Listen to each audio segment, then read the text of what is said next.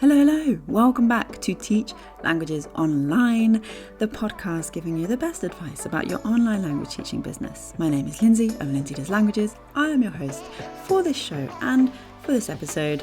And this time we're going to be talking about how to avoid loneliness when teaching online. Ooh. Such an interesting topic. Before we get into this, I do want to recommend, and I'll share with you at the end as well, that we have lots of little things coming your way in autumn with the online teaching starter kit that will help to do just this, help to avoid loneliness. Lots of kind of community and human connection based bonuses that will be happening. So you can join right now, so you're ready to go, or you can hold off till September. It's all good. And the link is in the description, or it's lindsaydoeslanguages.com/OTSK.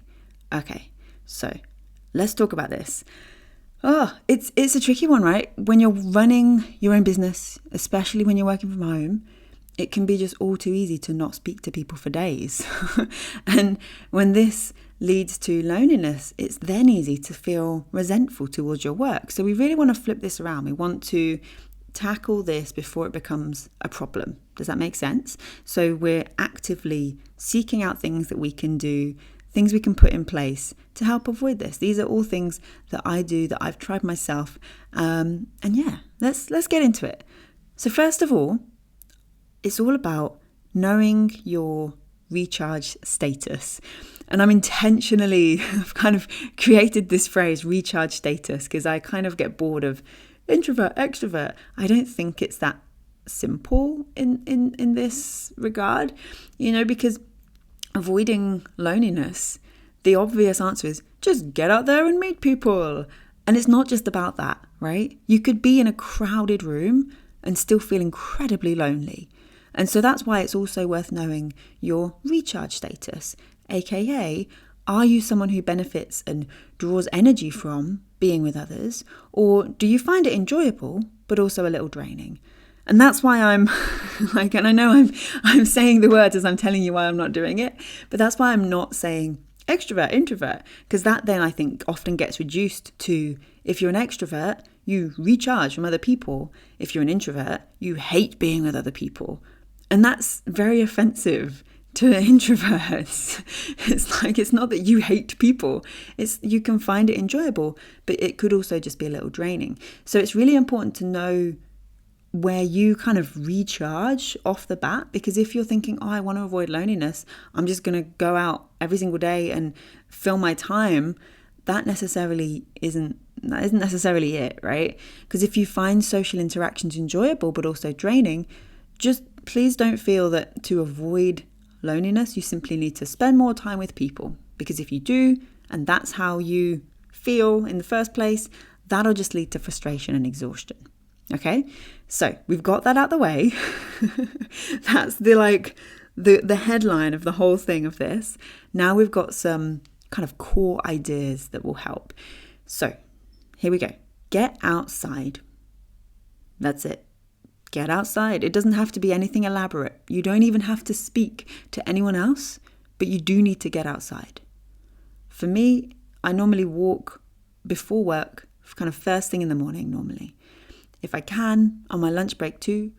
And then after work, some days I'll go outside to exercise. And that might sound like a lot, but it really helps to break up my working day. And then as a result of that, break up my alone time. So it's not so much about getting outside for a walk and intentionally talking to strangers, or if that's your jam, absolutely go for it, do it. Instead, it's more about simply being around other people. So even if you're in a small village and you might just see one person driving past on your entire walk, it's not like, oh, there's a person, I must wave at this one person in their car, and they'll think, whoa, who is this? What's going on? And then they crash because they're distracted by your very excitable waving. No, it's not so much about that. It's just, I find it that knowing other people are going about their day is a really nice reminder that we're not alone, right? So that in itself, just getting outside in some way or another, speaking if you want to, but not necessarily. Second, joining something social. So if you do want more connection with individuals, then you can absolutely intentionally join something that is social locally. So here I'm not thinking about just going for a walk and maybe you'll see someone. I'm thinking more that you are attending an art session or a sport class or a book club or a language exchange, anything that involves hanging out and speaking with others. You don't have to make friends necessarily. I'm very, very guarded with the word friend personally. I know for some people it's like, oh, that's my friend that I saw one time and I'm going to use the word friend to describe them, right? I'm quite guarded with that word. So that isn't necessarily what we're going for here. It's not that you have to go to these things and make friends, but just that the human connection there is a great way to help avoid a lonely evening after a long day working solo at home. Connecting with similar folk. So there are times when you'll want the people that you connect with to be working online or teaching or simply just running any other business. It's really nice to know that when you tell people what you do for work, you don't need to, I call it translate and explain every other word. I've managed to kind of condense it now into, I work for myself, I run my own business, I teach people how to learn languages. That's kind of the shortest version. And sometimes people still go, oh, so can you teach me how to learn Spanish? Yes, I can. There we go. And so it kind of creates a little bit without the need to fully explain. And that's nice then when you're with people who get it and who understand. So this could be in the form of an online group, like a Facebook group, or it could be an offline networking event for all business owners. Once in a while, this can be a really welcome relief. Next up, find an accountability buddy. So something that can work well for both types of recharge status is having an accountability buddy. This is someone with whom you're going to check in regularly to see how you're getting on, and you can decide between you what you want this to look like. You get to decide what you mean by regularly. So that could be that you meet online once a week, or maybe you live close and so you meet in person every month, or perhaps you check in via text or email every fortnight or every day. It's up to you how you check in and how often you get to decide between you. So whatever this looks like, you want to ensure that you're both honest about your expectations of what you want from that connection so that you can be getting what you both need from it to help avoid loneliness. Next up, attend co-working spaces. So sometimes you just need the energy of other people working who get your style of work. Again, with the connecting with similar folk, this can kind of double up, right? And co-working can be great for that. Have a look around because there might be places nearby with regular memberships, which could be useful that if you find that you like this idea on a regular basis, that can work really well. Alternatively, perhaps you prefer the idea of a day pass where you simply pay for one day at a time, kind of a pay-as-you-go model. And this way you can use the co-working space just every now and then when you need that little buzz of other business people working around you. When you've got really focused work, it can be a really handy thing that exists. I've been to some where you don't speak to anyone, where you kind of, it's very quiet, you have your own space, and it's just very quiet, and you and other people are like in closed rooms, and so you just don't speak, but just still knowing that other people are there I found really helpful. And then I've been to others where people really want to talk. It's almost like networking in itself. And like within 5 minutes, you're getting business cards passed across the table. And so they vary is what I'm trying to say. So have a look. See if there's something that works for you in that vein of co-working space. Alternatively, work in the library. If there's no co-working near you, or if there's not an option for that suits you, try libraries. I often go and sit for a couple of hours to work quietly in my local library. If I'm having like a sleepy kind of afternoon slump where I notice, I'm just getting up to like go to the toilet or to just go and, I don't know, pour myself another glass of water, like when I don't really need it, then I think, I'm sort of wasting my time here. let me get up, let me go out and be in a different place. And simply being around others, even if not everyone is working necessarily, that does help me to get more work done, especially knowing that I've got a limited time to get it done in, knowing, the library's going to close in a couple of hours. I've really got to get this done. Take yourself on a work date. So this could be combined with the last two, right?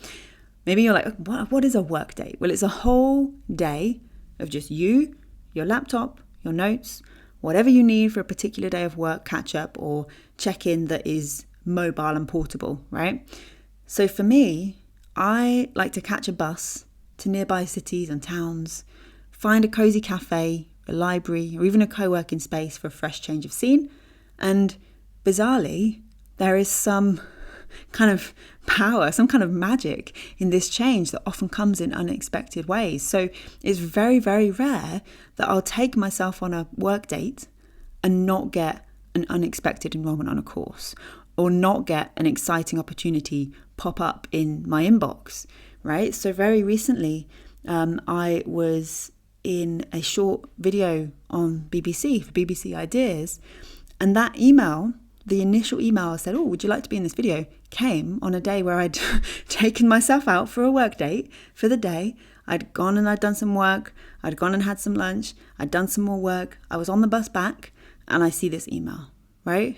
Like, that's so bizarre. So there really is something about that change of scene that I feel just helps to bring good stuff your way. It's like a change of I don't know. It's really strange. It's really strange. If anyone can explain it to me, please, I need to know. And finally, and we touched on this a little bit earlier, but I'm being really specific here, joining a teacher community. So if you want regular connections to other online teachers specifically, not just people working online or teachers in general, like online language teachers that teach in all sorts of ways, then joining a teacher community of sorts could be the answer. So you could try Facebook groups, offline meetups, any other place you typically find community, have a look and see what you can find. And I also have to mention here, like I said at the beginning, there's opportunities on occasion to connect with others in the Online Teaching Starter Kit. And so from September 2023, so in the autumn, we'll be starting twice monthly calls. That's live social question and catch-up call. So a really chill Q&A, essentially. Imagine that if this was real life, we'd be sat on the comfy chairs in the coffee shop, right? Not in like a stuffy meeting room in a co-working space. We'd be like on the comfy chairs in the coffee shop for this call. And we also have the other call that we're going to have every single month is a co-working call. So both of these, you've got these bonus opportunities to just connect with others and to help avoid feeling lonely when you're teaching online. So you can join now or you can join in September. I'll be sharing more in a few weeks' time. And I'm looking forward to having you join. It's lindsaydoeslanguages.com/OTSK, and the link is in the description too. If you have any questions, as always, you can email me. It's lindsay@doeslanguages.com, and I will speak to you very, very soon. Have a wonderful rest of your day. Bye.